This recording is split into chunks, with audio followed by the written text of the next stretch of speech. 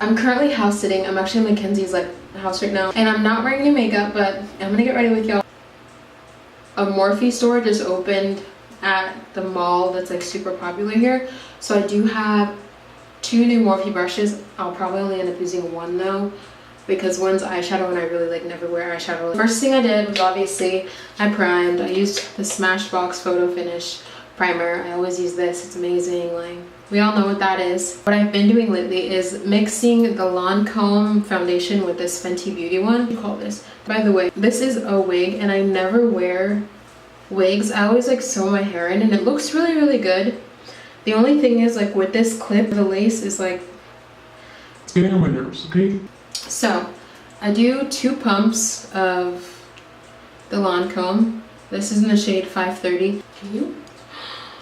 I didn't know that. Oh my god, you could get sensual in here. Okay, I'm sorry. And then I do like 1 pump-ish. That's more like half a pump of the Fenty in there. I'm using a brush now, and now I'm kind of mad at myself for hating on brushes for so long, but this is the Morphe Y7 brush. Look at me being a beauty guru. It's really nice, very dense. It's just such a good quality brush, and it was only $13. These glasses though, $10. Fashion Nova, baby. I'm gonna be on a budget until the day I die, bitch. You know what I'm saying? I just kind of like stipple in there and then put it right on my face. The nice thing I like about mixing the Fenty is it's a lot closer of like a skin tone to here while still being bright enough for like up here in that middle area. But that particular foundation, it's a little bit dark for me, so I can't wear too much of it. I have to balance it out with the other one, otherwise it's just too dark. I actually don't need to set this either. I'll add like a little bit of powder, but I don't really need to set it very much. So you can see it's a really good like match. The one thing I really like about this foundation is it matches the warmth in my natural skin a lot more than just the Lancome one alone. I will say the Lancome could be warmer, but I also could have like bought a warmer shade. I've literally had that Lancome shade since Christmas time, and it's July. I've really only been using like a pump of it every time I use it, but lately I have been putting on a little bit more. It's not cakey or anything, it's just like more coverage. Because I can use more and not look cakey. I don't want to look cakey, you know, like that's not cute, so no. Thank you. I need to put some down my neck. I have these like dark spots right here on my neck. And foundation doesn't always cover them. And they don't really need to necessarily be covered, but I'm still being basic and using Tarte Shape Tape because it works. So I'm using my Real Techniques brush. And this is the pointed foundation brush. And honestly, I would never use this for foundation. It's just like way too small, but it works for concealer.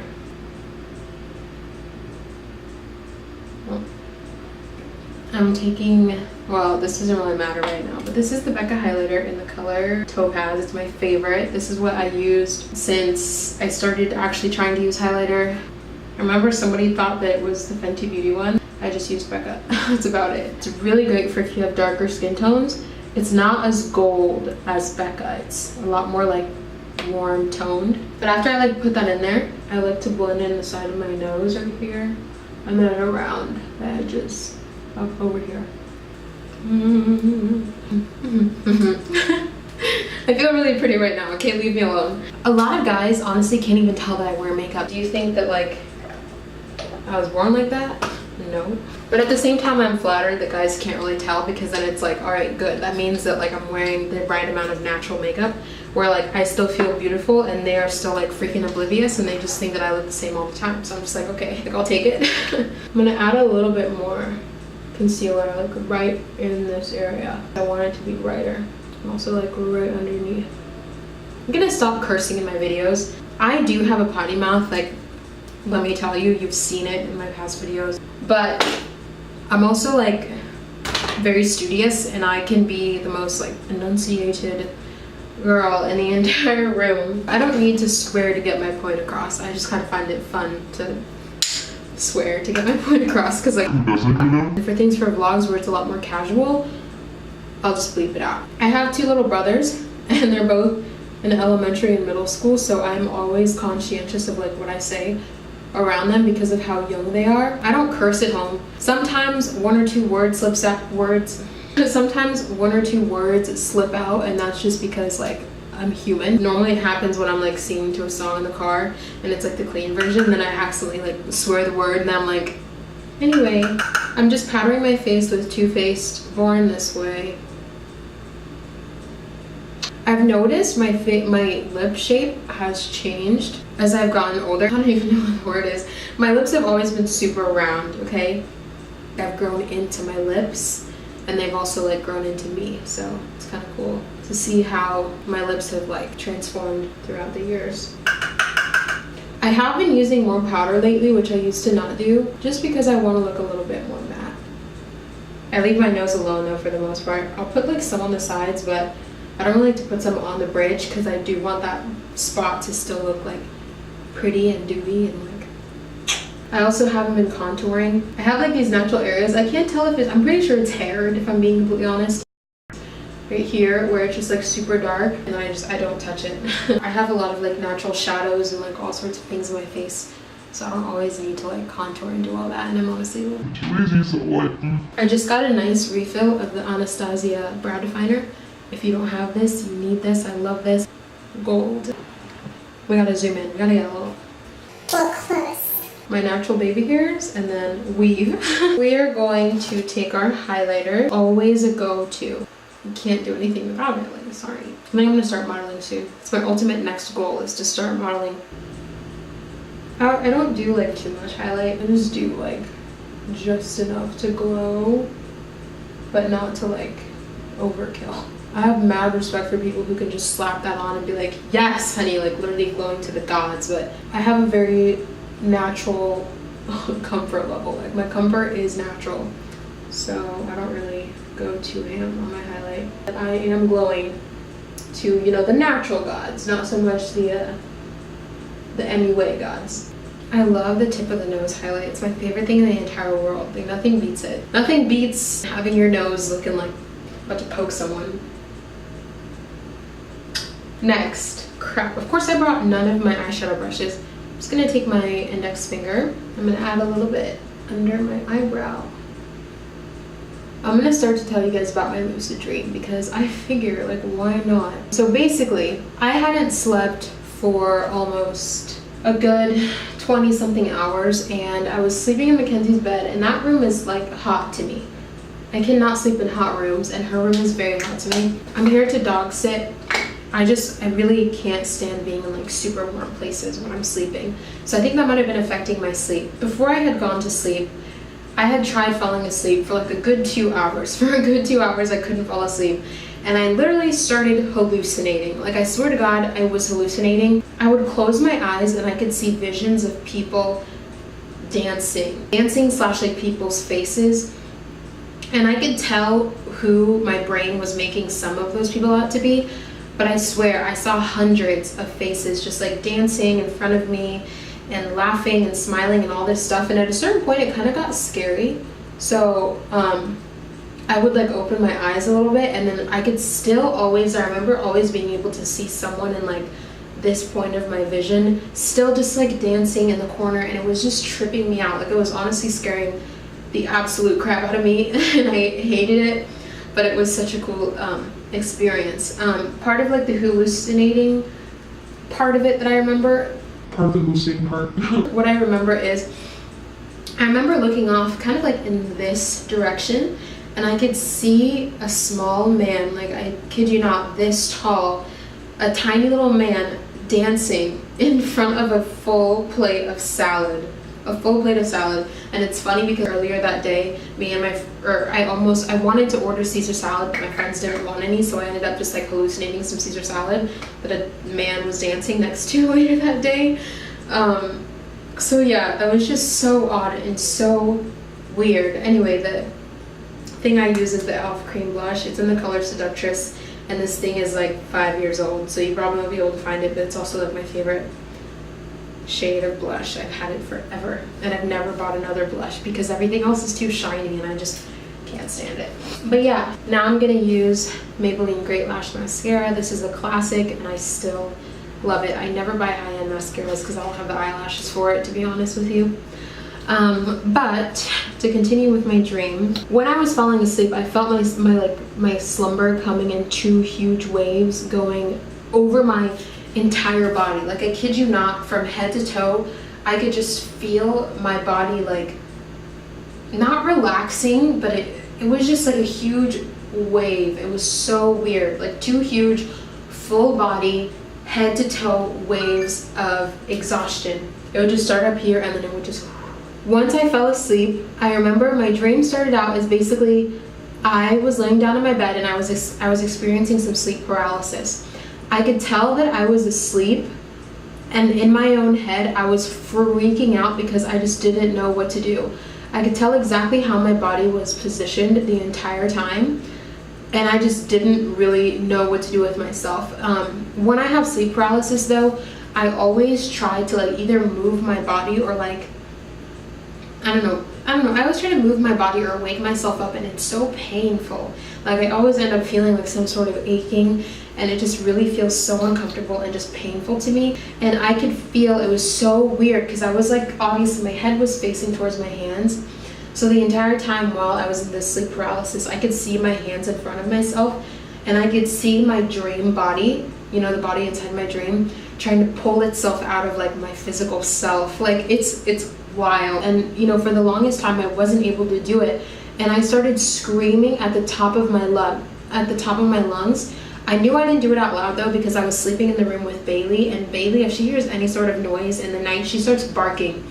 So if she had heard me screaming, she would have barked and she would have woken me up, but she didn't. So clearly it was all in my head. Like, I was like screaming at the highest possible pitch in my head because low-key I was freaking out, and I hate sleep paralysis. Like, it freaks me the hell out. There was like this, I don't know, point where I just completely made it out of like my dream, my physical body, and I was sitting on the bed with one of my friends, and I remember just like purposely giggling and falling off my bed, just like casually. Like, I'd lay on my bed and I would just roll off and I would just fall flat on the floor.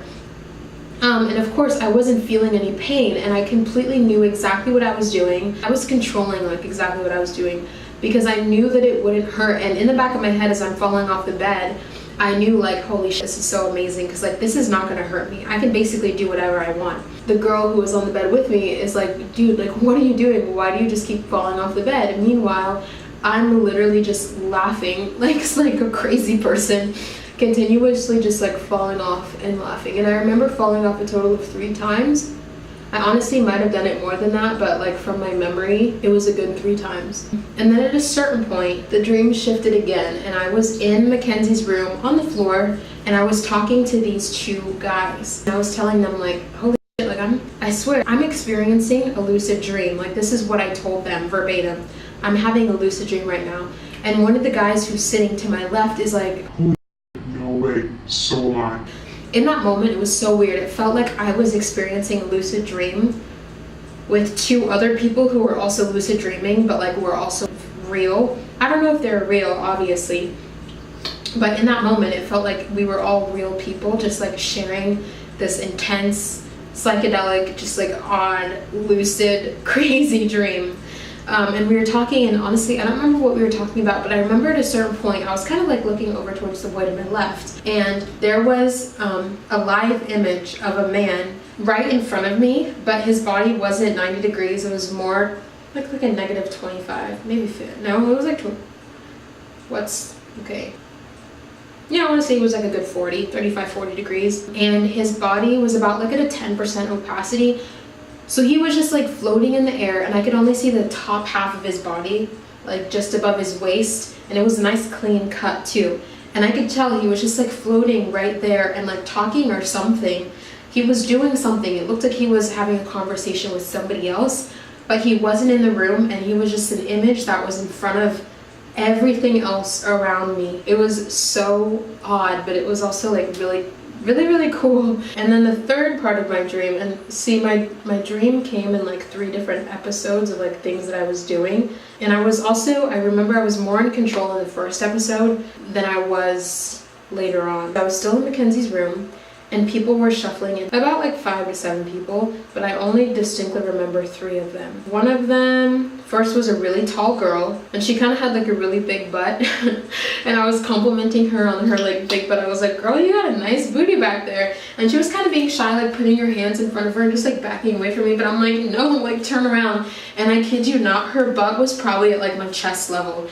I don't know why I imagined her being like so tall, but that's about how tall she was. And then the next person that I remember seeing, and kind of the way that it worked is, I would like, as the people came in, they all just kind of like shuffled in the front of me here, and the door's like over here, so they'd like walk in, and I'd shake like the first person's hand, and the next, and the next, and like as I shook their hands, they would kind of like all scoot down one, and the next person would kind of go behind me over here. I don't know why, but yeah, so I remember her, and I don't know, I just remember her. And then the next person I remember is there was this guy who had brown and orange dreads who walked into my room.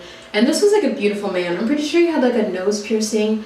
He was like in between being dark and light skin, just like a really nice, pretty chocolate color, you know? I shook his hand. I don't really remember like what we talked about.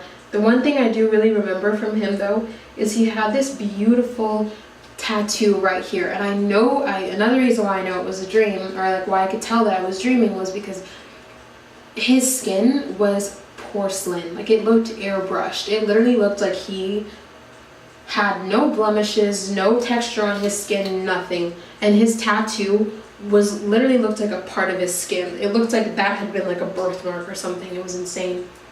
Hi, Bailey.